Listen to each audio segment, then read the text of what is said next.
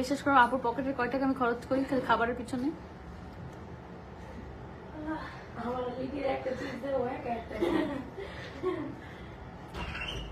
আমি জিম করবো ভাই, পেট বেড়ে গেছে, পেটটা ভালো লাগে না।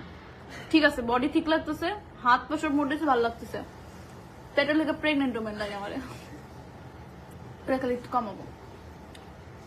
বাট আমি ওয়েট কমাইতে চাচ্ছি না, আমার কাছে পার্সোনালি এটা ভালো লাগতেছে। এখন অনেকে দেখলাম আমাকে কালকে থেকে কমেন্ট করতেছে, বুঝছো, জিম করো একটু ওয়েট কম। আমি ওয়েট কমাইতে চাচ্ছি না, আমি জাস্ট পেটটা কমাইতে চাচ্ছি। হ্যাঁ, এখন পেট কমানোর জন্য লিথি কোনটা তুমি করো জিম? পেটের জন্য কি এক্সারসাইজ করলে তো পেটের জন্য। পেটের জন্য তোর খাবারের কোনো রেস্ট্রিকশন নেই? রেস্ট্রিকশন তো তোমার আল্লাহ শসা না খেলে পেট কমানো করবে, পেটের মধ্যে চর্বি কেন কি আমাকে চাচ্ছি শুকনো বানিয়ে দিতে? শুকনো কেন হবে? হাত পা তো এগুলো তো চিকন হয় না, পাগল নাকি? আমি ভাবতেছি একটা বডি বিল্ডার মেয়ে হয়ে যায়। একটা মেয়েকে দেখলাম ও আমি পরে ওকে ছেলে লাগে দেখতে পুরো। ওর হচ্ছে এই যে ব্রেস্ট না, ব্রেস্ট সব হচ্ছে তোমার ইয়ে হয়ে গেছে ছেলেদের মতো।